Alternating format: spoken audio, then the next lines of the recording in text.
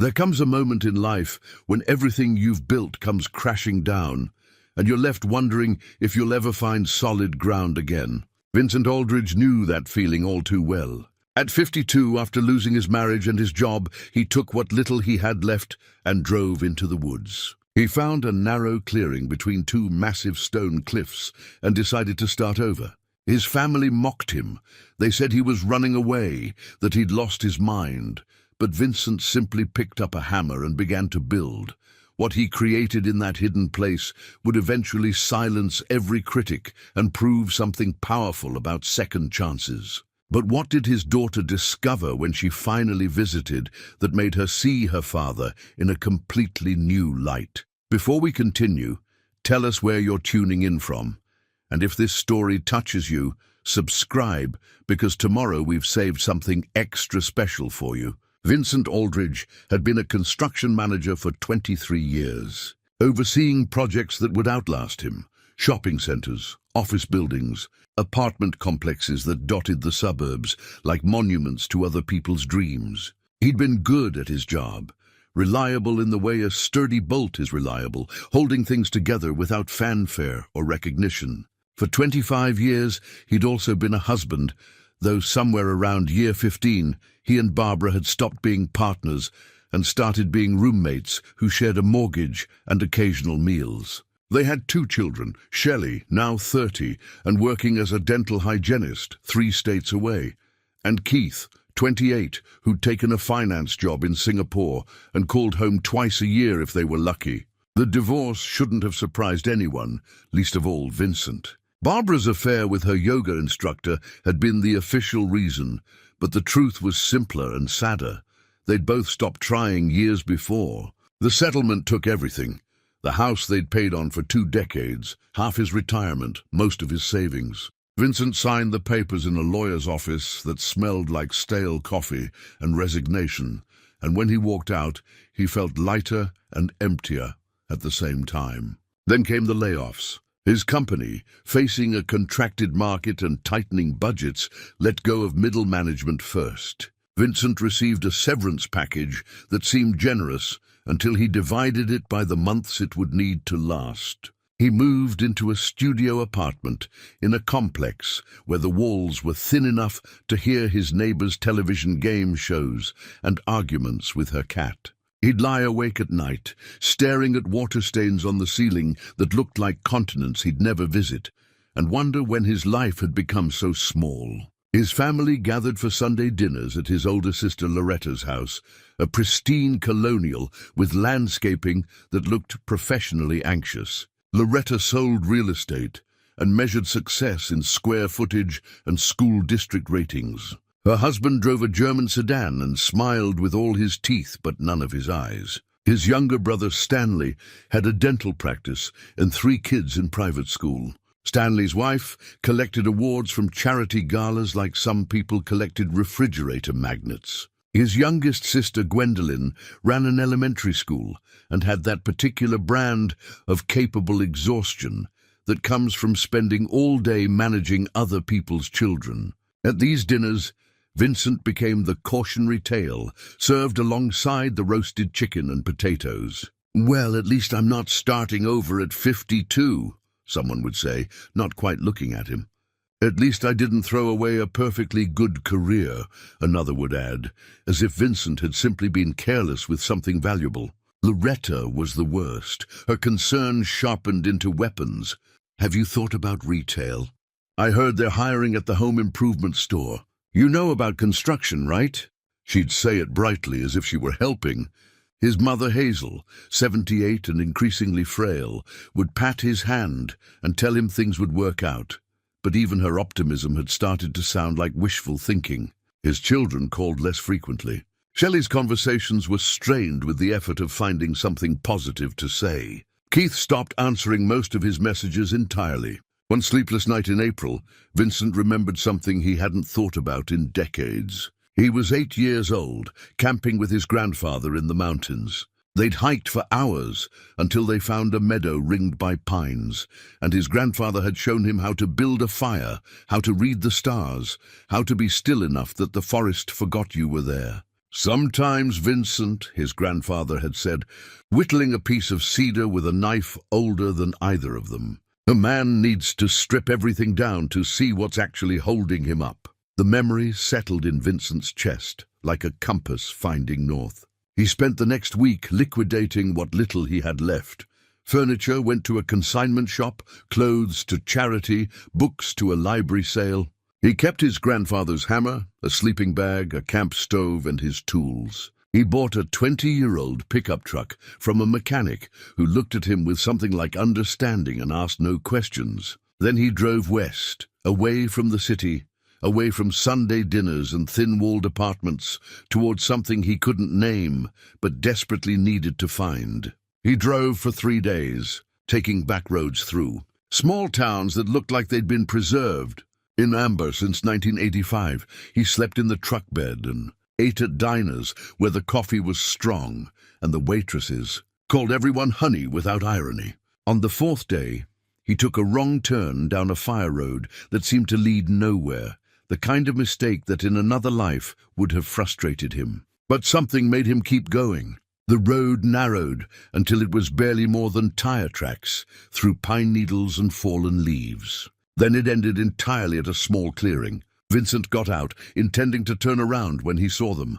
2 massive stone formations rising from the earth like ancient sentinels. They were easily 40 feet tall, weathered by centuries into smooth, curved faces that looked almost deliberate. Between them lay a clearing, perhaps 40 feet wide and 80 feet long, sheltered and silent. A creek ran along the eastern edge, clear and cold, murmuring over smooth stones. The ground was mostly level, carpeted with pine needles and patches of moss. Sunlight filtered through the canopy overhead, creating patterns that shifted with the breeze. Vincent stood there for a long time, listening. No traffic sounds, no neighbors, no televisions through thin walls. Just wind in the pines, water over rocks, and birdsong he couldn't identify. He walked the perimeter slowly, his construction manager's eye automatically assessing. The stones would provide natural windbreaks. The southern exposure was good for solar gain. The creek meant water. The soil, where he could see it beneath the needles, looked stable enough for building. Some distant professional part of his brain was already sketching foundation lines and load calculations. That night, he pitched his tent in the clearing and made a small fire. The stars emerged one by one, visible between the stone walls like jewels in a setting. He lay in his sleeping bag, listening to the creek and the forest settling into darkness, and felt something he hadn't experienced in years. Peace. Not the absence of noise, but the presence of quiet. Not emptiness, but space.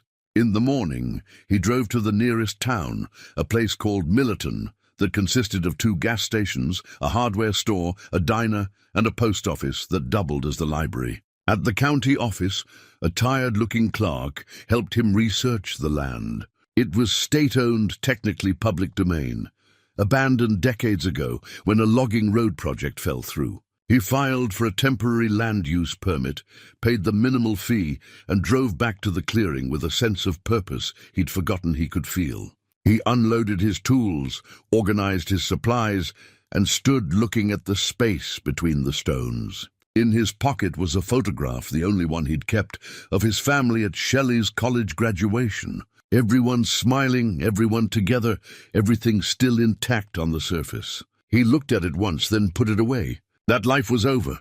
This one, whatever it would become, was just beginning. The first 2 weeks passed in a rhythm that Vincent's body remembered, even if his mind had forgotten. Wake with the sun, boil water for instant coffee over the camp stove, eat oatmeal that tasted like cardboard but filled the stomach. Then work, clearing brush, moving stones, mapping the clearing with stakes and string. His hands blistered, then calloused. His back ached in new ways that felt paradoxically good, like his spine was remembering its original purpose. He sketched plans on paper torn from a notebook, using techniques he'd learned in his first construction job 30 years ago. The cabin would be small, 16 feet by 24, with a sleeping loft and a single main room. He'd use the stone cliffs as the back walls, building the structure into the natural shelter they provided. It wouldn't be fancy, but it would be solid. More importantly, it would be his. The physical exhaustion brought something he hadn't experienced since the divorce: dreamless sleep. He'd collapse into his sleeping bag each night and disappear into unconsciousness so complete it felt like mercy. The only sounds were the creak and the occasional rustle of something moving through the underbrush. No arguments through walls, no sirens, no constant hum of other people's lives pressing against his own. On the 10th day, his phone rang. He'd almost forgotten he still had it, kept charged by a small solar panel he'd rigged to the truck battery. Shelley's name appeared on the screen, and he felt his chest tighten before he answered. "Dad, finally. I've been trying to reach you for 3 days." Her voice carried that particular edge of worry that made him feel simultaneously loved and guilty. "Sorry, sweetheart. Signal's spotty out here." "Out where?" "Where are you?" Vincent looked around at the clearing, at the stakes marking his foundation, at the pile of salvaged materials he'd started collecting. "I'm taking some time. In the mountains. Needed to clear my head." There was a pause that lasted too long. "Dad, are you okay?" "Really? I'm fine. Better than fine, actually. He struggled for words that wouldn't sound crazy. "I'm building something." Another pause. "Building what?" "A cabin. A small place. Just for me." "A cabin." Her tone had shifted from worried to alarmed. "Dad, you're living in the woods?" "It's not like that. I found this clearing, it's beautiful, and I just thought..." "You just thought you'd run away and live like a hermit." The words stung more than it should have. "I'm not running away." "What do you call it then?" She was crying now, he could hear it. "You lost everything, and instead of dealing with it, you're hiding in the forest building a shack?" "Shelley, I have to tell Mom and Aunt Loretta. They need to know where you are. Please don't." But she'd already hung up. Vincent stood holding the dead phone, feeling the peace of the last 10 days evaporate like morning fog. He'd known this moment would come, but he'd hoped for more time. Time to have something to show, some proof that this wasn't madness but purpose. The call came 2 days later, a conference call with all 3 of his siblings. He could picture them: Loretta on her leather couch, Stanley in his home office, Gwendolyn probably at her kitchen table with papers spread around her. All of them unified in their concern, which felt more like judgment. "Vincent, we're worried about you." That was Gwendolyn, the diplomat. "And I'm fine," I told Shelley. "You're 52 years old living in a tent." Loretta cutting straight through. "Do you hear yourself?" "I hear myself fine. I'm building a cabin, getting back to basics." "There's nothing wrong with that." "There's everything wrong with it." Stanley's voice, clinical and certain. "This is exactly the behavior Barbara described. You never face reality. You always run." The words landed like physical blows. "I faced reality for 25 years. I faced it every day in that marriage, in that job. Maybe I'm done facing other people's version of reality." "Listen to yourself." Loretta again. "You sound unhinged. You need professional help, Vincent. You need to come back to the city, see someone, get your life together." "My life is together. More together than it's been in years. Living in the woods like some kind of survivalist is not having your life together," Stanley said. "Think about your kids. Think about Mom. She's beside herself with worry." That hurt more than he wanted to admit. "I'll call Mom, but I'm not coming back." "Then we're done." Loretta's voice had gone cold. "If you want to throw away what's left of your life, we can't stop you. But we're not going to watch it happen. Come back within a week or don't bother calling." The line went dead. Vincent sat on a log he'd dragged near his tent, the phone still pressed to his ear, like he might hear something different if he waited long enough. Around him, the clearing remained unchanged. The stones standing their silent vigil, the creek continuing its ancient conversation with itself. Nothing here cared about his failures or his family's disappointment. Nothing here measured him against any standard except his own ability to show up and do the work. 3 days later, Shelley drove up the fire road in her Honda. Vincent heard the engine long before he saw the car, an intrusion of mechanical sound that didn't belong here. She got out wearing jeans and a sweater, her face tight with worry and something else, maybe anger, maybe fear. "I had to see it for myself," she said, not bothering with hello. He showed her around, pointing out the foundation stakes, explaining his plans. She listened in silence, arms crossed, expression unreadable. When he finished, she handed him an envelope. From Aunt Loretta. She wanted me to give it to you in person. Vincent opened it there, standing in the clearing with his daughter watching. The letter was typed, formal, devastating in its precision. He was embarrassing the family. He was embarrassing himself. His mother was heartbroken. He needed professional help. This fantasy he was living would only make everything worse. If he cared about any of them at all, he would come back, face his problems, and stop running.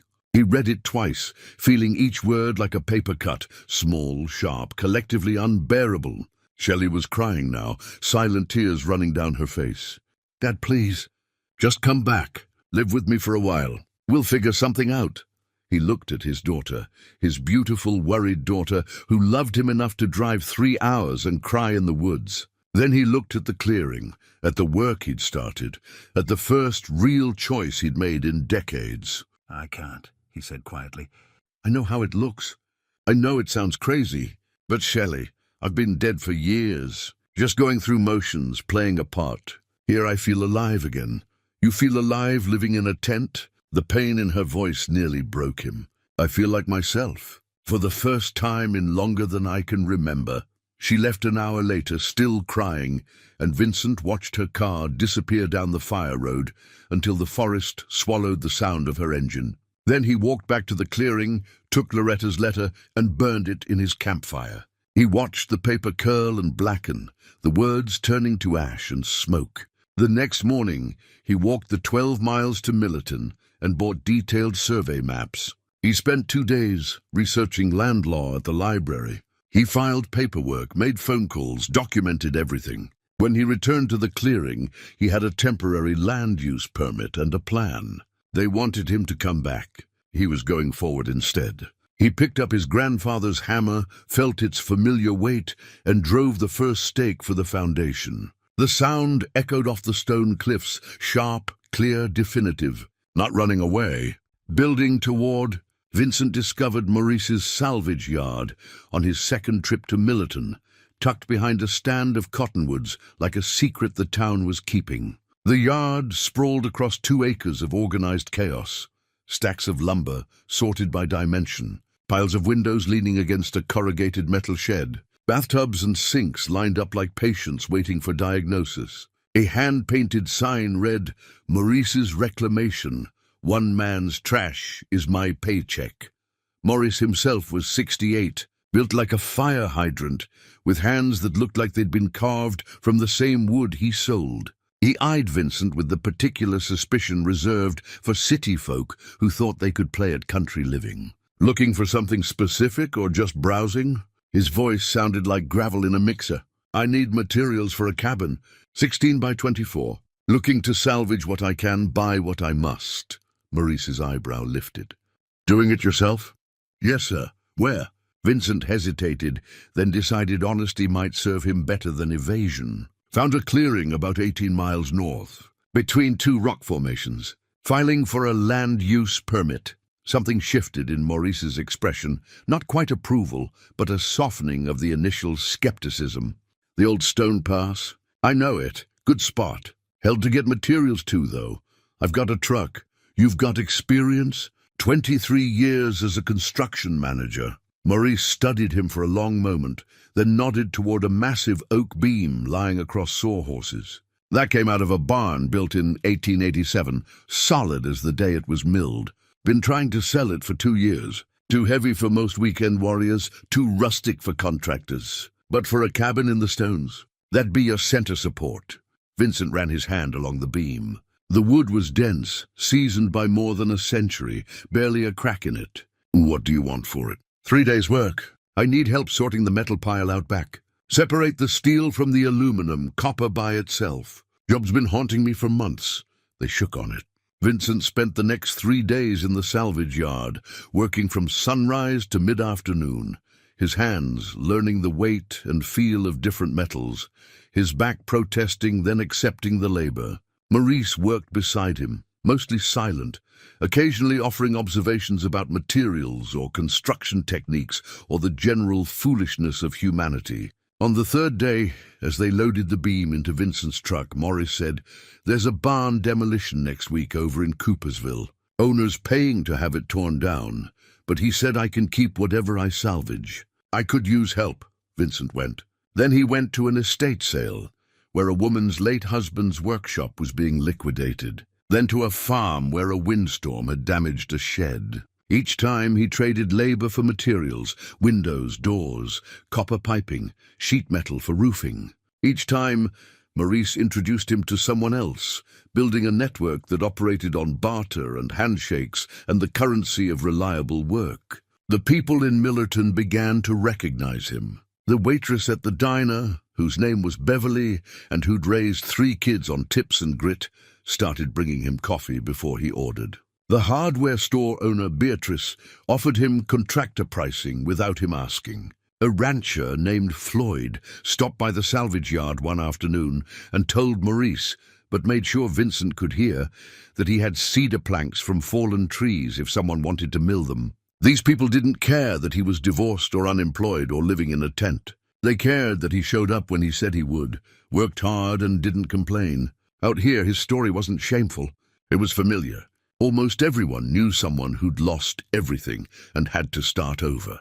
The only shame was in not trying. Back at the clearing, Vincent began the foundation work. He marked the corners with stakes and string, checking and rechecking the measurements until his eyes burned. 16 by 24, with the back wall flush against the space between the stones. He dug the trenches by hand, 3 feet deep, wide enough for concrete footings. His shoulders screamed. His lower back felt like someone had replaced his vertebrae with broken glass. But every evening, sitting by his fire with a can of beans and instant coffee, he could see the progress. The trenches getting deeper, the pile of materials growing, the dream becoming something he could measure in feet and inches. He sent Shelley a photograph of the foundation stakes, no message attached. She replied, "Dad, please be careful." 3 weeks in, the storm came. He'd been watching the sky all afternoon, seeing the clouds build up over the mountains like dark thoughts gathering mass. The first drops hit as he was securing his tent. Then the sky opened up completely. Rain fell in sheets so thick he couldn't see the stone cliffs 20 feet away. Wind tore through the clearing, bending the pines into impossible angles. His tent collapsed on one side, water pouring through the seams, soaking his sleeping bag and clothes. He spent the night in his truck, watching through the rain-streaked windshield as his foundation trenches became streams, the careful corners he'd dug washing away in muddy rivulets. Hours of work disappearing as he watched, helpless and cold and suddenly devastatingly tired. By morning, the storm had passed, leaving the clearing washed clean but transformed. 2 days of work gone. The northeast corner of his foundation completely undone, the soil slumped and saturated. Vincent stood in the mud, looking at the damage, and felt something dangerous rising in his chest, the urge to quit, to call Loretta, to admit she'd been right all along. But there was nowhere to go back to. No home, no job, no marriage. Just that apartment with thin walls and Sunday dinners full of pity. The choice wasn't between this and something better. It was between this and nothing. He started rebuilding the corner. This time he dug deeper, laid gravel for drainage, built a small berm to redirect water. He worked through the day, through his exhaustion and doubt, through the voice in his head that sounded suspiciously like his ex-wife saying he never finished anything. Maurice showed up around 3 in the afternoon, driving his ancient pickup with a tarp and a thermos of coffee. He looked at the damage, looked at Vincent's rebuilt corner and nodded once. "Storm's a teacher," he said, handing Vincent the thermos. "Shows you what you did wrong so you can do it right." They worked together until dark, reinforcing the other corners, improving the drainage throughout. Maurice didn't offer platitudes or encouragement. He just worked, and his presence said everything that needed saying. "You're not alone in this." That night, Vincent lay in his half-collapsed tent, listening to water drip from the pines, and realized something had shifted. The storm hadn't defeated him. It had educated him. Every setback was just information, every failure just a rough draft. He wasn't running from his old life anymore. He was building toward a new one choice and one nail at a time. In the morning, he drove to Millerton and bought concrete mix. Then he came back and poured the footings, watching the thick grey mixture settle into the trenches he'd dug and rebuilt. Permanent now, committed, the foundation of something that would last. 6 weeks after driving the first stake, Vincent stood on a completed floor platform, feeling the solid planks beneath his feet like affirmation. The salvaged oak beam stretched across the center, supported by posts sunk deep into concrete footings. He'd spent 3 days getting it into position, using a come-along and a system of ropes and pulleys that Morris had helped him rig. When it finally settled into place, level and true, Vincent had sat down on the platform and laughed, the first real laugh he could remember in years. The wall frames went up next. Built on the ground and raised section by section, he'd designed them to integrate with the stone cliffs, using the natural rock as the back walls. The stones held the cool of the earth, radiating it into the space. In summer, the cabin would stay naturally cooler. In winter, once he got a stove installed, the mass would hold heat like a battery. He worked with the careful precision of someone who understood that mistakes at this stage would haunt him later. Every joint checked twice, every measurement verified. His bubble level broke on the fourth wall, and rather than drive to town, he made a water level from clear tubing and a bucket, a trick his grandfather had shown him as a boy. It worked perfectly, and he felt unreasonably proud of the solution, this small proof that he could adapt and improvise. Windows went in, where morning light would reach the kitchen area and where he could see the creek from inside. The glass panes came from an old greenhouse, wavy and imperfect, but they caught the light in ways modern windows never did. Each one was slightly different, giving the cabin a face that seemed hand-drawn rather than manufactured. On a Saturday morning in early June, Shelley arrived unannounced. Vincent heard her car coming up the fire road and felt his stomach tighten with old anxiety. But when she got out, she was carrying a cooler and wearing jeans with actual dirt on them from some previous adventure. "Brought lunch," she said, looking past him at the cabin frame. "Dad. Oh my God." He'd forgotten that she'd only seen the stakes and sketches. Now there was an actual structure, walls, roof framing, windows that caught the morning sun. It looked like a cabin. It looked like a home. "You built this by yourself?" "Maurice helped with the beam, but yeah, mostly myself." She walked around it slowly, running her hand along the wood, testing the sturdiness of the posts. Vincent watched her, trying to read her expression. When she turned back, her eyes were wet. "It's beautiful, Dad." They ate sandwiches sitting on the platform, legs dangling over the edge. Shelley asked questions about the construction, and Vincent explained his choices, his compromises, his small victories. The conversation flowed easier than it had in years, lubricated by shared focus on something tangible and real. "I need to tell you something," Shelley said, staring at her sandwich. "About Mom." Vincent waited. Her boyfriend left, the yoga instructor. Turns out he was also sleeping with 2 other women in the class. She's pretty devastated. Vincent felt a complicated swirl of emotions. Not vindication, but not quite sympathy either.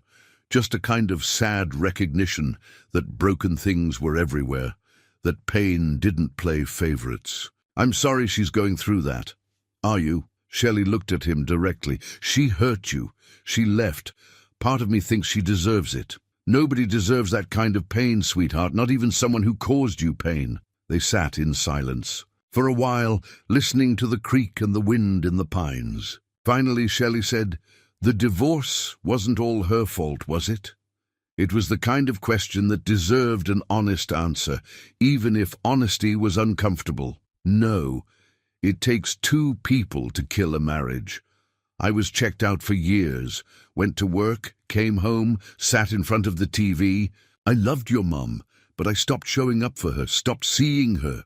She didn't have an affair because I was a terrible person. She had one because she was lonely in a marriage that should have kept her from being lonely. Shelley's tears fell freely now. "I spent so much time being angry at her, at both of you, for blowing up our family. Our family wasn't working, honey. Sometimes things need to break before they can be fixed, or before people can fix themselves." He gestured at the cabin. "I couldn't have built this while I was still in that life. I needed everything to fall apart first. Can I come back, help you finish it?" "I'd like that." She came back the next weekend and the one after that. They worked side by side, installing roof planks, adding trim, building a loft frame. The physical labor opened up spaces for conversation that sitting across a table never had. They talked about the divorce, about her own struggles with relationships, about Keith's emails from Singapore that suggested he wasn't as happy as his Instagram posts implied. Word continued to spread in Millerton about the man building between the stones.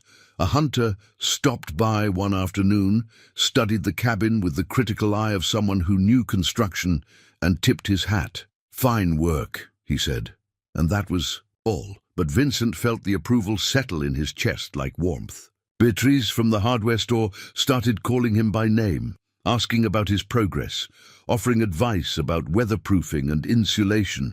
Floyd the rancher brought him cedar planks milled from fallen trees on his property, refusing payment.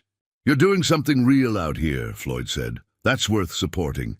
Vincent invited to a community potluck at the church social hall, his first real social event since the divorce.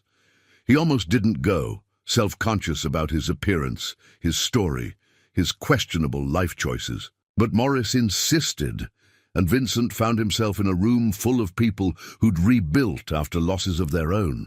Farms foreclosed, businesses failed, spouses lost to disease or disaster. They shared food and stories, and nobody asked probing questions about why he was living in the woods. They just accepted that sometimes life requires radical revision. An older woman named Gladys, who'd lost her husband and farm in the same year, told him, "Out here, we measure folks different than they do in the city. We don't care what you lost. We care what you do with what's left."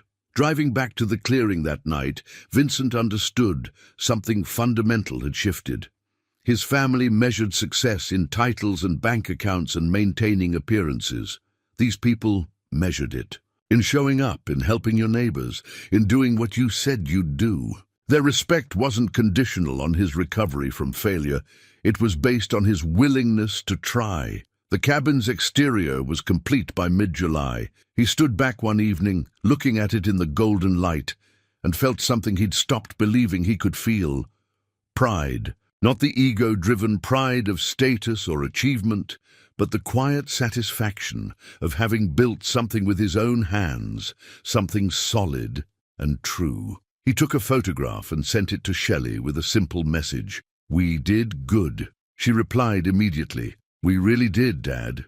When can I visit again?" 3 months into the build, Vincent had developed routines that felt as natural as breathing. Wake with the first light filtering between the stones, boil water for coffee on the wood stove he'd installed himself, stand on the porch he'd just finished, and watch the world emerge from darkness. The clearing had its own rhythms, birds at dawn, insects at midday, the creek's constant conversation with itself. He'd become part of that rhythm rather than an intrusion into it. The interior work consumed his days now.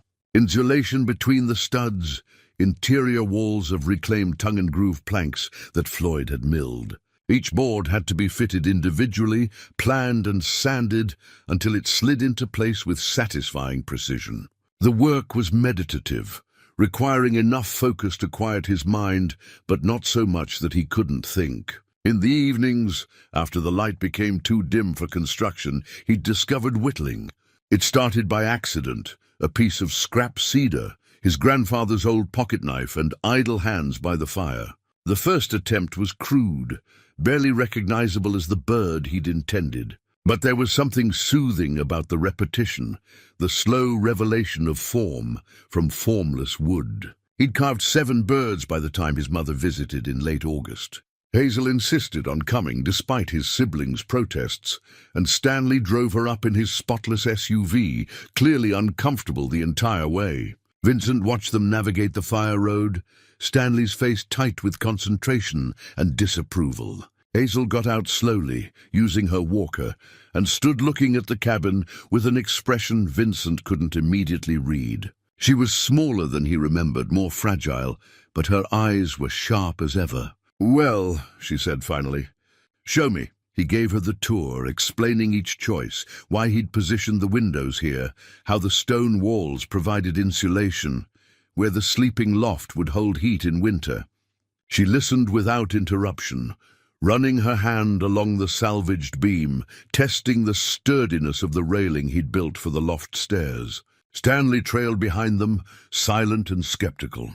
When they finished, Hazel sat in the single chair Vincent had built, a simple design from a magazine, surprisingly comfortable, and looked around with something like wonder. "Your grandfather would have been so proud," she said quietly. The words hit Vincent harder than he expected. Stanley made a noise that might have been disagreement, and Hazel turned to him with unexpected sharpness. "Don't start, Stanley. This is beautiful work. This has love in it, which is more than I can say for your big house, with nothing in it but furniture and loneliness." Stanley's face flushed. "Ma, it's still just a shack in the woods. It's more than that, and you know it. Your brother built this with his own hands. When's the last time you built anything that wasn't on paper?" They sat by the creek for lunch. Sandwiches Hazel had insisted on making, even though Stanley had wanted to stop at a restaurant. She ate slowly, asking Vincent about his days, his plans for winter, whether he was truly happy or just pretending. "I'm happy, Ma. I know it looks strange from the outside, but I feel more like myself than I have in decades." She patted his hand with her papery fingers. "That's all I ever wanted for any of you. To know who you are and be at peace with it." She glanced at Stanley. "Some of your siblings never figured that out. They're so busy looking successful they forgot to actually live." Before they left, Hazel pulled Vincent aside. "Loretta's hardest on you because she's scared. She doesn't know how to measure a life except by money and titles. Seeing you happy with so little terrifies her, means she might have been chasing the wrong things all along." Stanley's parting words, as he helped Hazel into the SUV, were grudging but genuine. "You do good work, Vince, I'll give you that." It was the first acknowledgement Vincent had received from his family that he might be doing something right, and it sustained him through the harder preparations ahead. September arrived with cooler nights and the first hints of gold in the aspen leaves. Vincent began winterizing in earnest. He installed weather stripping around the door and windows, added extra insulation in the loft, built a lean-to for firewood storage. Maurice helped him install a small solar panel system, used equipment from a foreclosed cabin, but functional. Enough power for lights, phone charging, and a small refrigerator he'd bought second-hand. "Winter up here is no joke," Maurice warned, showing him how to maintain the batteries, how to conserve power when clouds blocked the sun. "You sure about this?" Vincent looked at the cabin, at the work he'd done, at the life he'd built from nothing. "I'm sure." The wood stove became his evening companion. He'd spend hours feeding it, watching the flames dance behind the glass door, the heat radiating through the cabin and into the stone walls. The stones absorbed the warmth during the day and released it at night, turning the walls into thermal batteries. The engineering worked better than he'd dared hope. His body had changed over the months. He'd lost 30 pounds without trying, the soft, middle-aged spread replaced by muscle that came from actual use. His hands were permanently calloused now, scarred from various small accidents, a nail gun mishap, a saw that slipped, splinters that went deep. Each mark was a story, a lesson learned. More than the physical transformation, something had shifted internally. The constant anxiety that had hummed beneath his life for years was gone. The need to check his phone every few minutes, to worry about what people thought, to measure himself against some external standard, all of it had fallen away like dead skin. Here, in this clearing between ancient stones, he'd found something he'd stopped believing existed: peace. He built a front porch in October, 6 feet deep, covered, a place to sit and watch the seasons change. He carved his name above the door, not as ego but as signature, a maker's mark on something he'd created. The first night he slept in the completed loft, looking up through the skylight at stars so bright they seemed close enough to touch. He felt a contentment so profound it was almost painful. Shelley visited twice more before winter set in fully, bringing her partner both times, a quiet man named Greg, who taught high school history and seemed genuinely impressed by the cabin. They helped Vincent finish the interior trim, install shelving, build a small table. The work was easier with extra hands, but more than that, Vincent appreciated the company, the sense of family that felt chosen rather than obligated. On their last visit before snow made the road impassable, Shelley handed him a small wooden box she'd made in a craft class. Inside was the first bird he'd carved, the crude one he'd almost thrown away. "I want you to keep this," she said, "to remember where you started." He placed it on the shelf above the stove, where he'd see it every day. A reminder that everything starts rough, that skill comes from practice, that transformation is always possible if you're willing to do the work. The first snow came in early November, silent and transforming. Vincent woke to a world muffled in white, the clearing unrecognizable beneath 6 inches of powder. The stone cliffs stood darker against the pale sky, their ancient faces dusted with snow that clung to every crevice and ledge. The creek still ran, though ice had begun to form along its edges, creating delicate sculptures that caught the morning light. The cabin held heat remarkably well. The wood stove radiated warmth that the stone walls absorbed and returned through the night. He'd wake in the loft to temperatures that were almost comfortable, even when his breath frosted in the air. The morning routine expanded, checking the stove, adding wood, melting snow for washing water, since the creek's edge had frozen solid. Days took on a different quality in winter. The work was maintenance now rather than construction, keeping paths clear, ensuring the roof shed snow properly, making sure ice didn't dam the small gutters he'd rigged. The isolation was profound. Morris had warned him the fire road would be impassable once the heavy snows came, and by mid-November that prediction proved accurate. Vincent was alone with the forest and the silence. He'd prepared for this, stockpiling canned goods and dried beans, rice and flour, coffee and tea. He had books from the library in Millerton, classics he'd meant to read for years but never found time. Now he had nothing but time, and he read by lantern light until his eyes grew heavy. Steinbeck and Hemingway, Abbey and Stegner, writers who understood the West and solitude and what it meant to be stripped down to essentials. But it was the journal that became his real companion. He'd started it almost by accident, jotting notes about the construction. But it evolved into something deeper, a place to process thoughts he'd never spoken aloud, feelings he'd buried under decades of just getting through the day. He wrote about the marriage, trying to understand where it had gone wrong. Not to assign blame, but to learn, to see patterns he'd missed while living them. Barbara had needed someone present, engaged, willing to build a life together rather than just occupy the same space. He'd needed purpose beyond providing, beyond showing up at a job that slowly erased him. They'd both needed things the other couldn't give, and rather than face that truth, they'd just drifted further apart until an affair became the excuse to end what had already died. He wrote about his children, the guilt he carried for the pain his choices had caused them. Shelley's loyalty split between parents, Keith's escape to the other side of the world. How do you apologize for destroying the foundation of someone's childhood, even if that foundation was already cracked? He wrote about his family, Loretta's judgment, Stanley's disappointment, Gwendolyn's worried silence. How their concern felt like condemnation, their help like chains. The realization that he'd spent his entire adult life seeking their approval, measuring himself by their standards, and it had left him hollow. Most importantly, he wrote about what he was learning. That happiness wasn't a destination but a practice. That purpose came from doing, not achieving.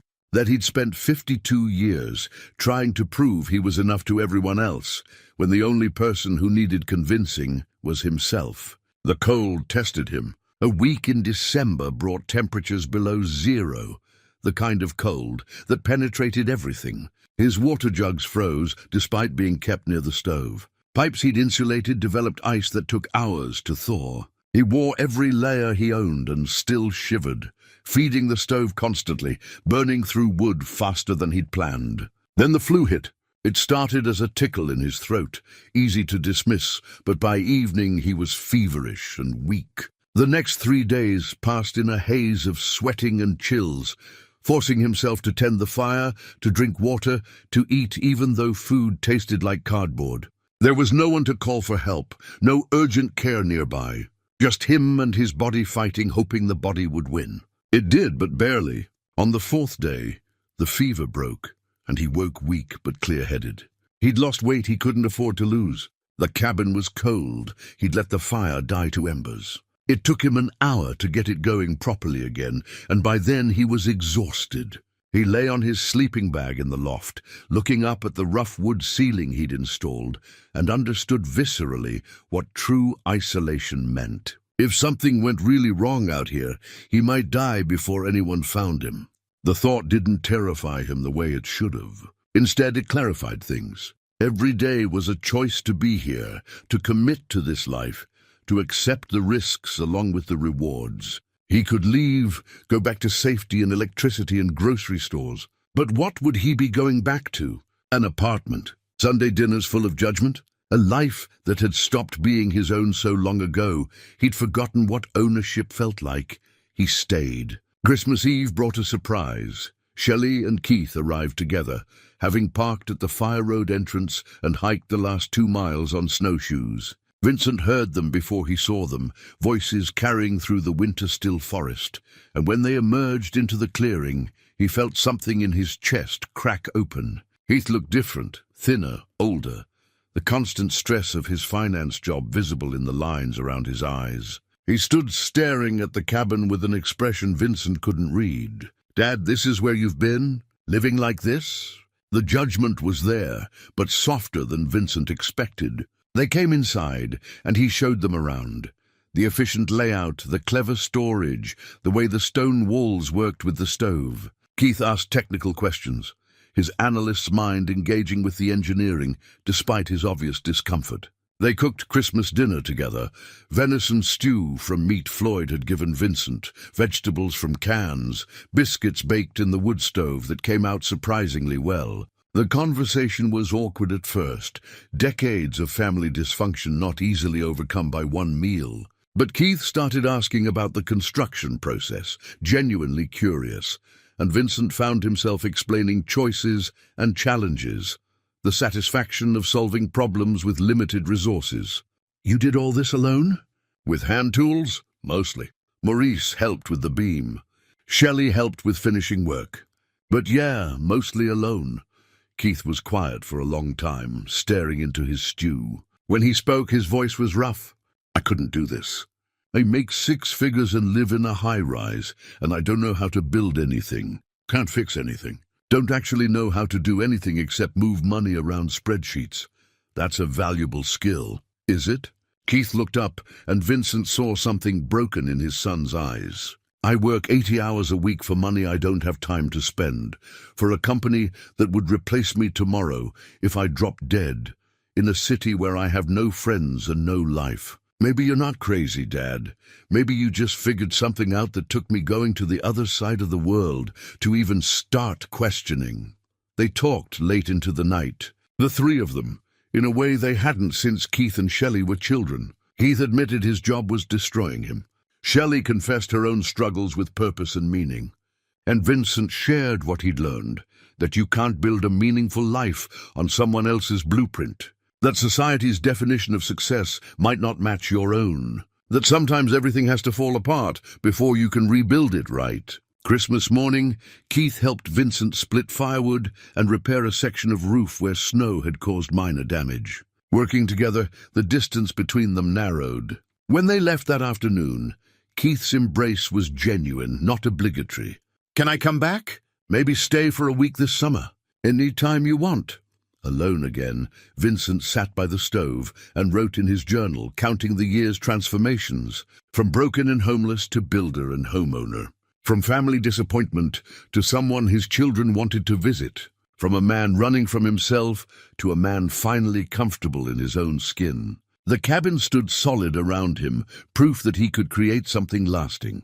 But more than that, it was proof that starting over wasn't failure, it was courage. March arrived with the tentative promise of spring. Snow still blanketed the clearing, but the sun held warmth now, and icicles dripped from the cabin's eaves in a constant rhythm.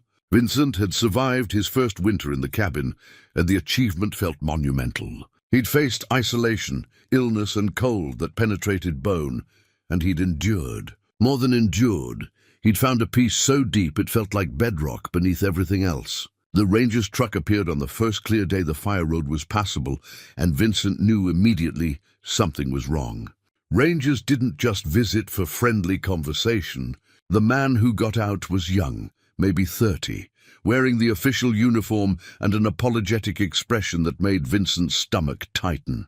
"Mr. Aldridge, I'm Ranger Peterson. I need to deliver this to you personally."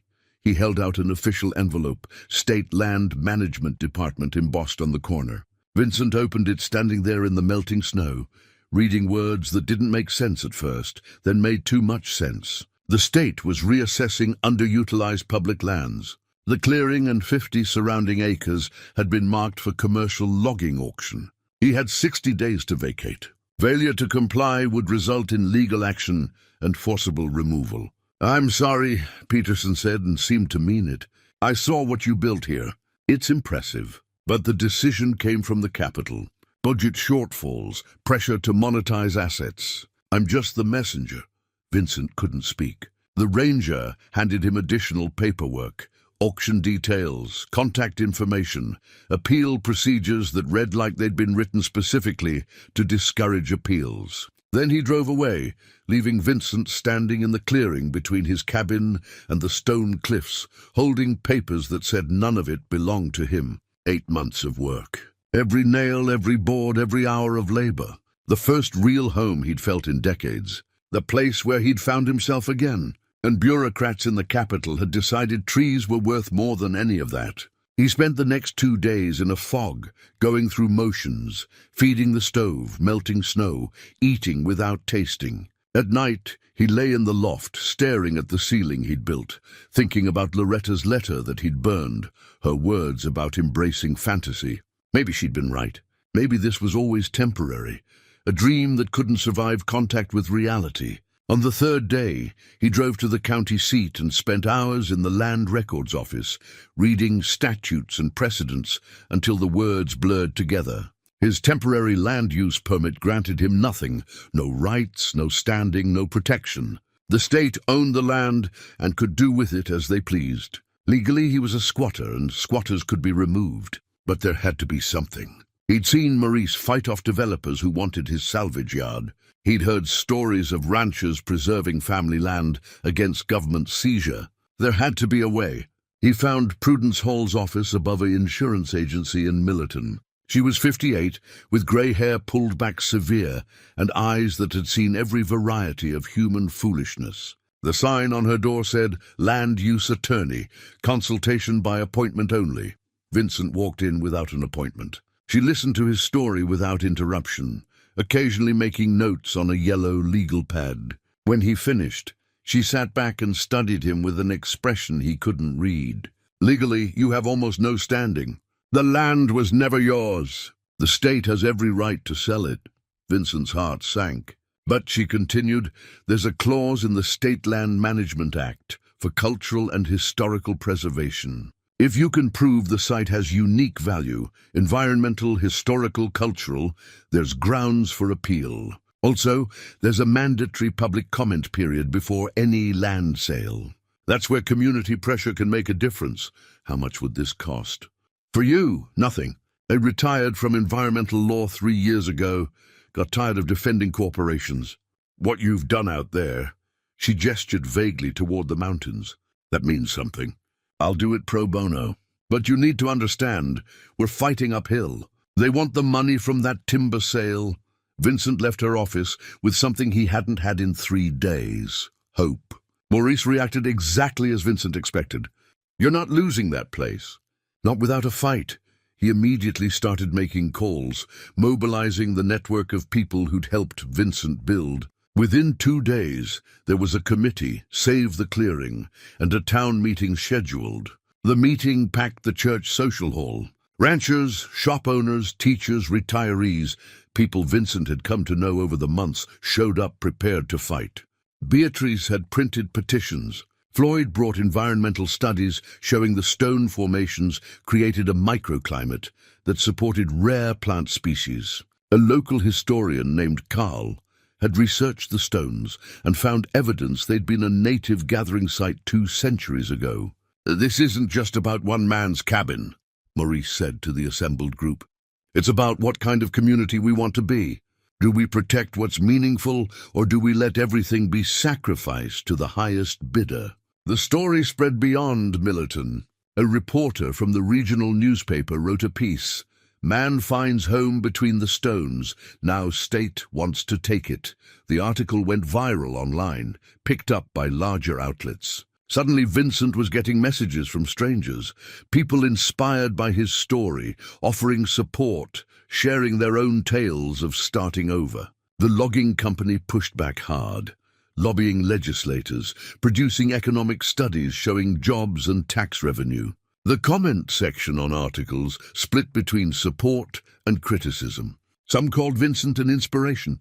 Others called him a squatter blocking economic development, a romantic fool standing in the way of progress. Vincent tried to stay grounded, reading both perspectives, understanding he'd somehow become symbolic of larger tensions, rural versus urban values, individual rights versus economic necessity, preservation versus development.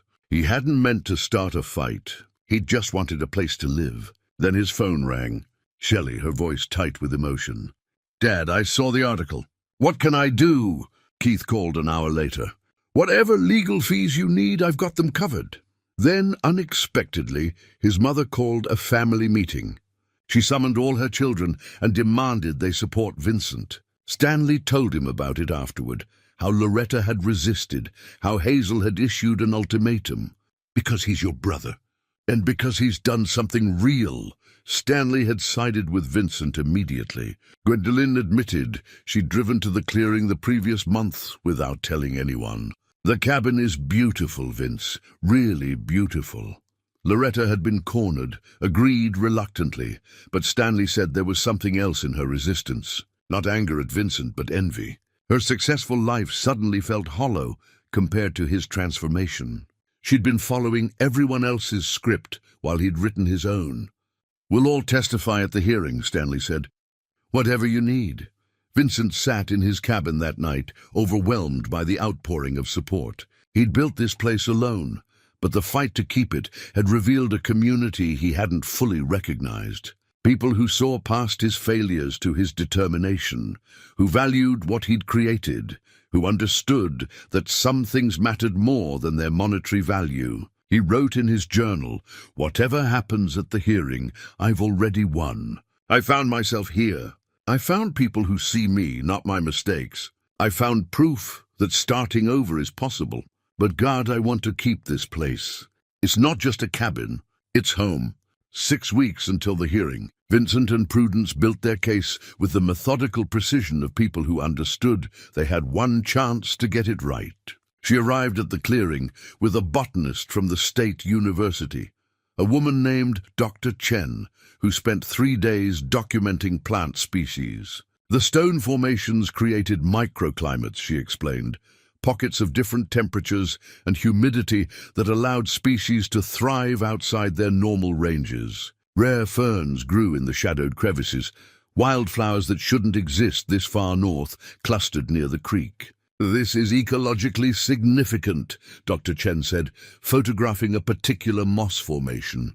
"Logging would destroy temperature-sensitive species that have likely been here for centuries."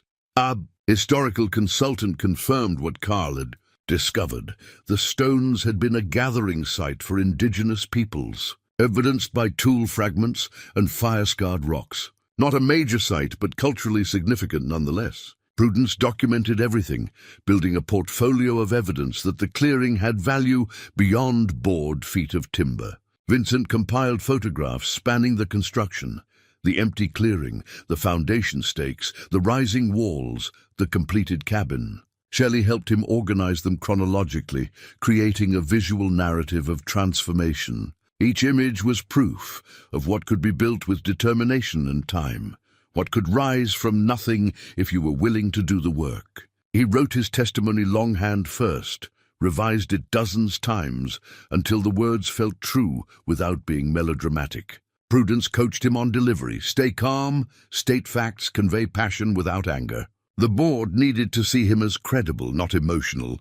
They practiced until his hands stopped shaking when he spoke, until he could tell his story without his voice breaking. The preparation consumed him. He woke at night thinking about arguments he should make, evidence he should present. Sleep became elusive, his mind racing through scenarios, most of them ending with bulldozers and burned bridges, and him back in that apartment with thin walls. Maurice organized the community response with military efficiency. The Save the Clearing Committee met weekly at the diner, coordinating testimony, assigning tasks. Floyd would speak to environmental impact. Beatrice would address economic value, tourism, inspiration, the intangible worth of Vincent's story. A teacher named Patricia would bring letters from her students, children who'd written about what the cabin meant to them as a symbol of perseverance. The local newspaper ran a series on the case, interviewing Vincent, the logging company, state officials. Television news picked it up.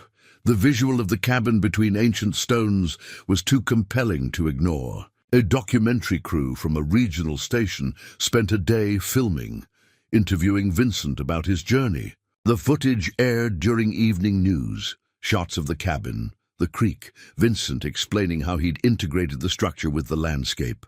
The response was overwhelming. Messages flooded in from across the country. People who'd started over after loss, who'd rebuilt from nothing, who saw their own struggles reflected in Vincent's story. But there was criticism too. Comment sections filled with accusations that he was a squatter, entitled "blocking legitimate economic development." Some pointed out the irony of a man living off the land, opposing its commercial use. Others questioned why one person's feelings should outweigh community economic needs. Vincent read both perspectives, trying to stay balanced. Floyd found him one evening staring at his phone, reading comment after comment. "Stop that," Floyd said, taking the phone and pocketing it. "You know what's true. Don't let strangers who've never been here tell you different."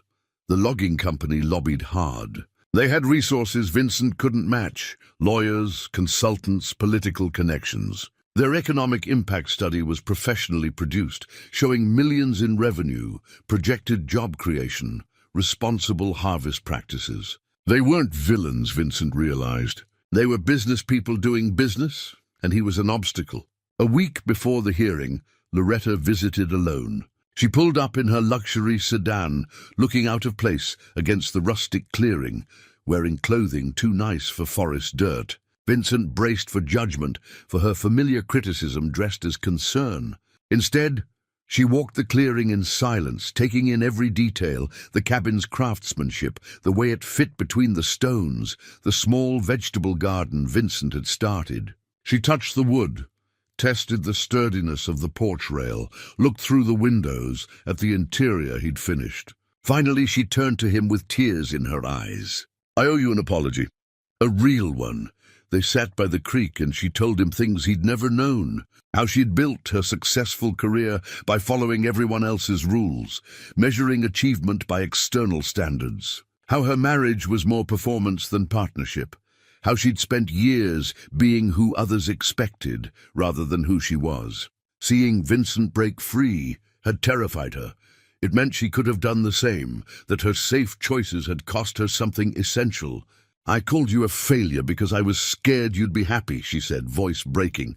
"And you're genuinely happy, and it makes me look at my big house and successful career and realize how empty it all feels." Vincent reached for grace rather than vindication. "It's never too late, Loretta. That's what this place taught me. You can start over at any age, remake your life according to your own values. It's terrifying, but it's possible." They worked together that afternoon, Loretta helping organize presentation materials. Her professional skills proved valuable. She knew how to construct arguments, how to present information compellingly. She created a visual narrative that wove together the ecological, historical, and human elements into something greater than their parts. That evening, sitting by the fire, she admitted she was considering leaving real estate, maybe teaching or working with her hands. Something real, she said, something that felt like hers. "Whatever you choose it because it's yours," Vincent said. "Not because it looks good, or pays well, or impresses people at dinner parties. Choose it because it makes you feel alive." Before she left, she promised, "I'll be at the hearing, and I'll make them listen." The night before the hearing, Vincent sat alone in the cabin he'd built, reviewing testimony he'd memorized weeks ago. He walked the clearing in darkness, memorizing textures and sounds. The creek's murmur, wind in the pines, stone walls solid and eternal under his hands. His journal entry that night was simple. "Whatever happens tomorrow, I've already won. I found myself here, but I desperately want to stay." Morning arrived too soon and too slowly. He dressed in clothes Stanley had loaned him, a suit that fit reasonably well, shoes he wasn't used to wearing. Looking in the small mirror, he saw someone older, weathered but whole. The man staring back had survived loss and rebuilt from ruins. That man could handle whatever came next. Shelley and Keith arrived at dawn to drive him to the capital, 3 hours south. The journey passed in supportive silence, Keith occasionally reaching over to grip his shoulder, Shelley holding his hand. The landscape changed from mountains to foothills to urban sprawl, and Vincent felt his anxiety rising with each mile towards civilization. The state building loomed modern and impersonal, all glass and concrete. But outside, standing in clusters, were people he knew, Maurice, Beatrice, Floyd, dozens from Millerton who'd made the trip. And his family, all of them. His 4 siblings, Hazel in her wheelchair, both his children, united for perhaps the first time in his adult life. Vincent stood looking at them, overwhelmed. "They don't deserve this." Hazel reached up and took his hand. "You earned it. Now go show them what you're made of." They filed into the hearing room together, a small army against institutional power, and Vincent understood that whatever the decision, he wasn't facing it alone. The hearing room was designed for bureaucracy. Fluorescent lights, acoustic tile ceiling, rows of chairs facing a raised platform where 5 commissioners sat behind nameplates and microphones. Vincent recognized the dynamic immediately from his construction management days. Institutional power, comfortable in its authority, prepared to process this as procedure rather than principle. The commissioners were a study in professional detachment. Chairman Randolph, 60-something with silver hair and a face that suggested he'd heard every appeal and denied most of them. Commissioner Augusta, sitting to his left, a former park ranger according to Prudence's research, her expression more engaged than the others. 3 more commissioners whose body language ranged from bored to skeptical. The logging company brought 3 lawyers in expensive suits, their presentation materials professionally bound and stacked precisely. They looked like what they were, people who did this for a living, who understood how these hearings worked, who'd probably never lost one. Prudence sat beside Vincent at the appellant's table, calm and professional. Behind them, the gallery was packed. Supporters from Millerton, his family, media with cameras and recording devices. The air felt charged, expectant. Chairman Randolph gavelled the hearing to order, his voice carrying the practiced monotone of someone reading from a script. State Land Management had identified the parcel as underutilized, suitable for commercial harvest. The auction would proceed unless compelling evidence suggested alternative designation. He said it like he'd said it 100 times before. The logging company presented first. Their lead attorney, a man named Stevenson with perfect hair and perfect teeth, approached the podium with the confidence of someone who'd already won. He laid out their case methodically, timber value assessments, harvest plans, replanting schedules, numbers and charts projected on screens, everything quantified and optimized. This parcel represents approximately $8.3 million in timber value, Stevenson said, his voice smooth and certain. Our harvest plan would create 72 jobs over 18 months, generate substantial tax revenue, and employ sustainable forestry practices with full replanting within 5 years. He characterized Vincent respectfully but dismissively, a well-meaning individual who'd made unauthorized use of public land. We sympathize with Mr. Aldridge's situation. However, public land cannot be claimed through sentiment. The law is clear on this matter, and precedent supports removal of unauthorized structures. Their expert witness, a state land policy specialist, testified about the dangers of allowing individual occupation. The slippery slope argument, if Vincent could stay, why not anyone? Public lands would become a patchwork of squatters. Management would become impossible. He cited cases, precedents, regulations, building a legal wall that felt impenetrable. Vincent watched the commissioners' faces. Randolph nodded along, clearly aligned with the logging interests. 2 others checked their phones occasionally, their boredom barely concealed. But Augusta listened carefully, taking notes, occasionally asking clarifying questions about environmental impact and replanting success rates. When the logging company finished, Prudence approached the podium, carrying the portfolio they'd assembled. She started by reframing the question. This hearing isn't about economics versus sentiment. It's about defining the highest use of public land. What serves the public interest most?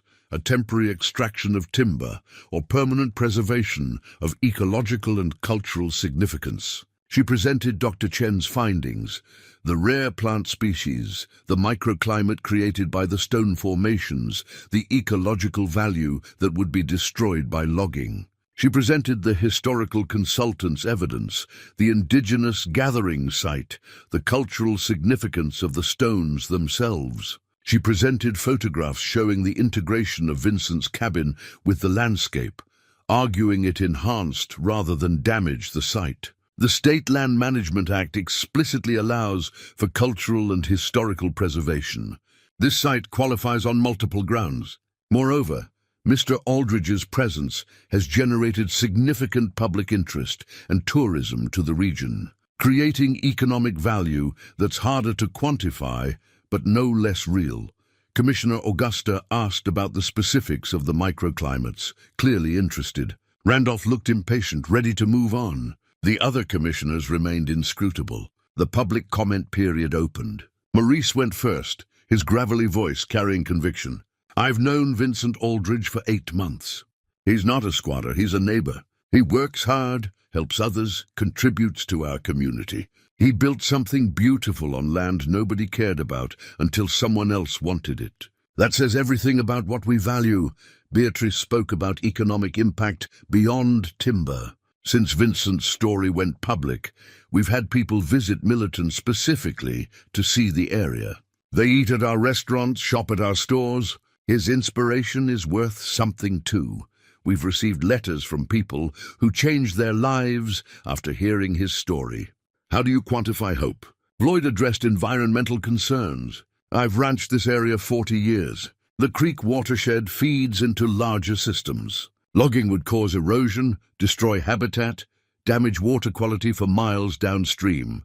The rare plant species Dr. Chen documented, once they're gone forever. You can plant new trees, but you can't recreate an ecosystem that took centuries to develop. The local historian Carl presented archaeological evidence, his voice shaking with passion. These stones aren't just rocks. They're heritage. Our indigenous peoples gathered here for generations. We found tool fragments, fire pits, evidence of continuous use over centuries. Logging would destroy sites that help us understand our region's history. Each testimony chipped away at the purely economic argument, building a counter-narrative of value that couldn't be reduced to dollars per board foot. The commissioners listened with varying degrees of attention. Augusta's notes filled multiple pages. Randolph checked his watch. The outcome felt balanced on a knife edge.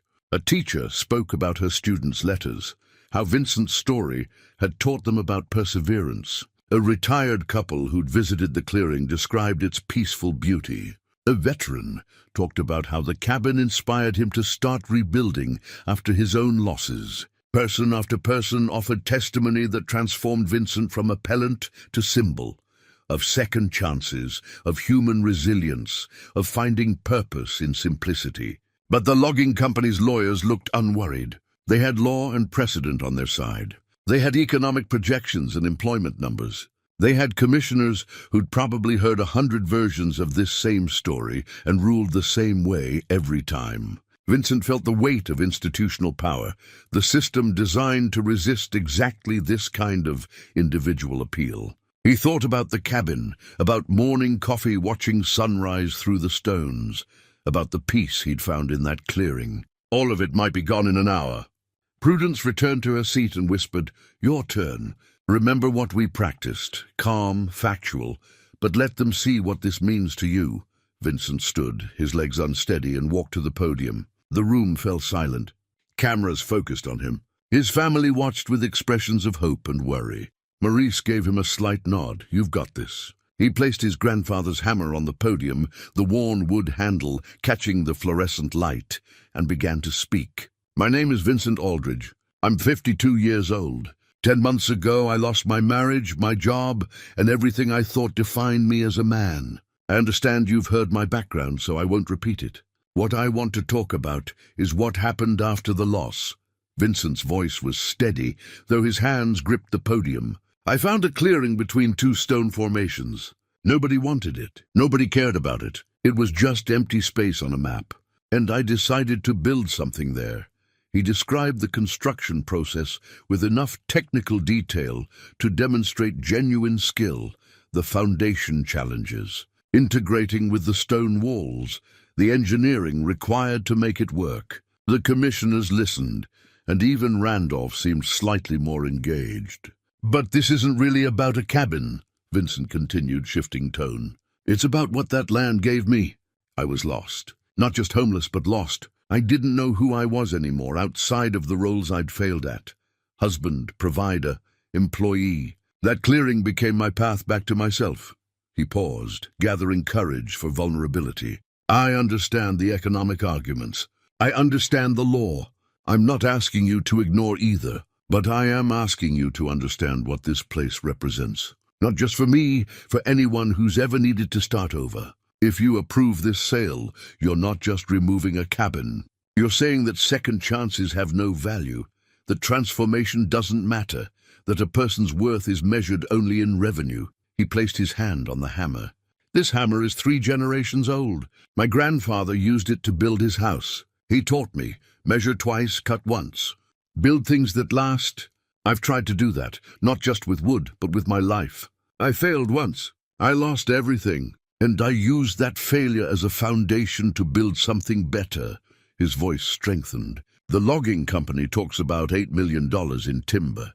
But what's the value of proving you can rebuild? What's the value of showing other people who've lost everything, that starting over is possible?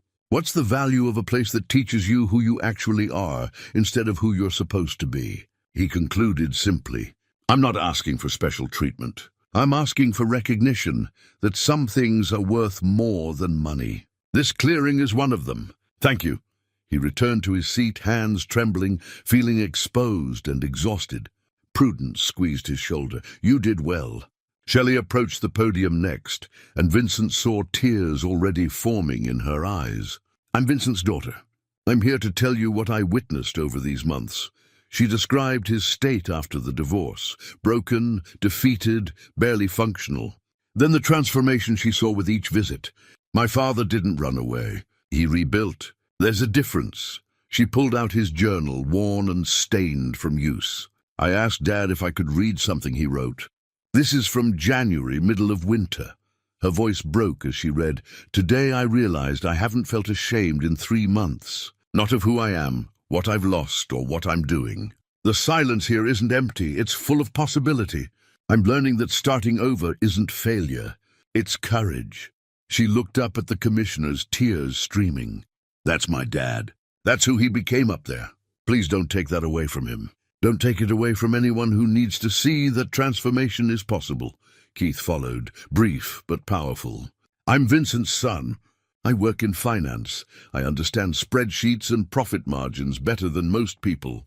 But I also understand that what my father built can't be measured on a balance sheet. The value is in the proof that you can lose everything and still build something meaningful. That's worth preserving. Then Loretta, his harshest critic, approached the podium. I'm Vincent's sister. I didn't support my brother when he needed it. I judged him harshly, called his choices foolish, told him he was embarrassing the family. She paused, composing herself. I was wrong. He's done something remarkable, something I didn't have the courage to do. He chose authenticity over approval, purpose over prestige. I'm asking you to recognize that, please. The board called a 30-minute recess to deliberate. Vincent and his supporters waited in tense silence. Speculation whispered through the gallery. Augusta seemed moved, but would it be enough? Randolph was clearly against them. The other 3 commissioners remained impossible to read. They needed 3 votes out of 5. Prudence's assessment was cautious. It's close, very close. Your testimony was strong, your family's support was powerful, but they have law and precedent and economics. It could go either way. Vincent sat with his eyes closed, not praying exactly, but sending intention into the universe. Not for victory, but for fair consideration. For the commissioners to see beyond procedure to principle. For them to understand that some decisions matter more than their economic impact. The board returned. Faces neutral, professionally composed. Augusta would announce the decision. That felt significant, but Vincent couldn't tell if it was good or bad. The room fell into absolute silence, everyone holding their breath. Augusta cleared her throat, looked down at papers in front of her, then directly at Vincent. The board has reviewed all evidence and testimony presented today. We've considered the economic value of the timber, the legal precedents regarding public land use, and the arguments for cultural and historical preservation. Vincent's heart hammered so hard he could barely hear over it. By a vote of 3-2, the board has decided. Augusta paused, and Vincent couldn't breathe. To redesignate the parcel as a cultural heritage site. Mr. Aldridge will be granted a 30-year lease with option to renew, contingent on maintaining the site and allowing limited educational access. The room exploded. Cheers, applause, tears. Vincent sat frozen, unable to process what he'd heard. 3-2. He'd won.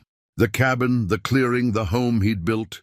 He could stay. Shelley and Keith were hugging him, Maurice pounding his back, Loretta crying openly. Prudence was shaking his hand, saying something about conditions and paperwork, but Vincent couldn't focus on words. He could only feel relief, gratitude, joy so intense it was almost painful. He'd fought institutional power and won, not through money or connections, but through community, through the value of his story, through proving that transformation mattered. The clearing between the stones was his to keep, and with it, the life he'd rebuilt from nothing. 3 months after the hearing, summer had transformed the clearing into something lush and vibrant. Wildflowers, Vincent couldn't name, bloomed along the creek bank. The vegetable garden he'd expanded was producing more than he could eat alone. The cabin had settled into the landscape as if it had always been there.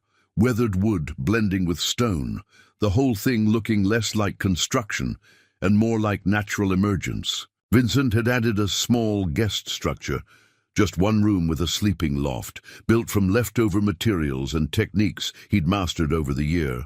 The 30-year lease came with conditions he'd accepted gladly.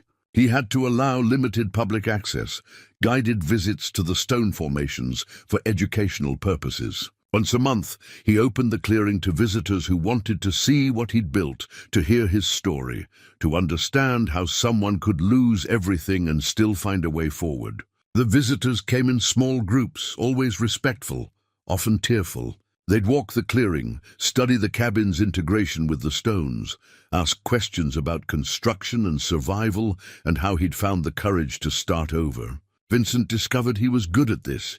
Not preaching or lecturing, but simply sharing what he'd learned through experience. Letters arrived weekly, forwarded through Prudence's office. People who'd heard his story and decided to make changes in their own lives. A woman leaving an abusive marriage. A man quitting a job that was destroying him. Retirees selling big houses to live simpler lives.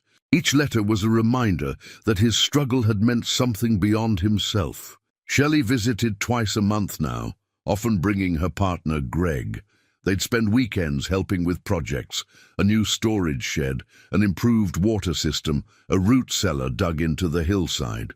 The work brought them closer, creating the relationship they'd never quite managed when Vincent was trapped in his old life. Keith had spent 3 weeks that summer, taking remote work and living in the guest cabin. Vincent watched his son relax day by day, the constant tension in his shoulders gradually easing. They'd built a stone fire pit together, working side by side in comfortable silence, and Keith admitted he was considering leaving finance for something that used his hands instead of just his mind. Even Stanley and Gwendolyn visited occasionally, bringing grandchildren who ran around the clearing, shrieking with the particular joy of kids discovering the woods. The family bonds were healing, not back to what they were, that life was gone, but forward into something more authentic. Loretta came most often. She'd quit real estate, enrolled in woodworking classes, and was building furniture in her garage. She'd bring her projects to show Vincent, asking for advice, learning techniques. The sister who judged him most harshly had become the one most changed by his example. His mother Hazel visited one last time in July, her health clearly declining. They sat by the creek, not talking much, just being together. She held his hand with papery fingers and said, "You found what matters, Vincent. That's all I ever wanted for any of you." She passed 2 weeks later, peacefully in her sleep. At the funeral, the family gathered without the old tensions. They'd been united by supporting Vincent, and that unity had revealed how much energy they'd wasted on judgment and comparison. Hazel's death was sad, but not tragic. She'd lived fully and died knowing her children had finally found their ways. Vincent's daily life had settled into rhythms that felt permanent rather than temporary. Morning coffee on the porch, watching sunrise paint the stone cliffs in shades of gold and amber. Days spent maintaining the property, guiding occasional visitors, carving small wooden items he'd started selling at Beatrice's store. Evenings by the fire, reading or writing in his journal, documenting lessons learned and moments of grace. Maurice stopped by regularly, always with some excuse.